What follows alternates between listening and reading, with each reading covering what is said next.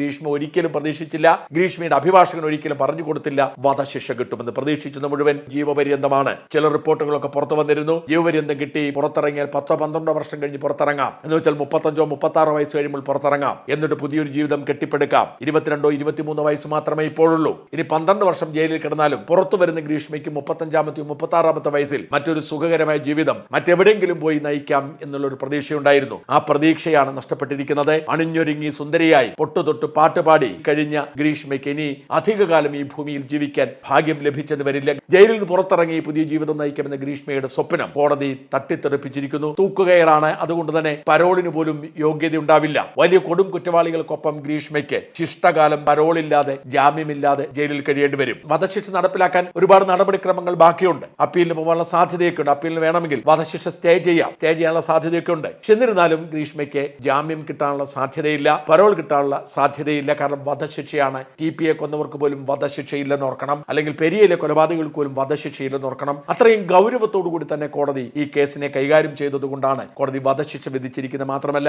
ഷാരോണിന്റെ മാതാപിതാക്കളെ കോടതിയിലേക്ക് വിളിച്ചു വരുത്തിയിരുന്നു. ഈ വിധി പറയുമ്പോൾ നിങ്ങൾ കേൾക്കണം. നിങ്ങളുടെ മകൻ കടന്നുപോയ വേദനയുടെ നാളുകൾ വേട്ടയാടുന്നുണ്ടെന്നറിയാം. അതുകൊണ്ട് തന്നെ ആ ദുഷ്ട സ്ത്രീക്ക് കിട്ടിയ പ്രതിഫലം നിങ്ങൾ കേൾക്കണം എന്ന് പറഞ്ഞ് കോടതി വിളിച്ചു വരുത്തി. അവരെ കോടതി മുറിയിൽ ഇരുത്തിയാണ് കോടതി ഇങ്ങനെയൊരു നിർണായകമായ വിധി പ്രഖ്യാപിച്ചത്.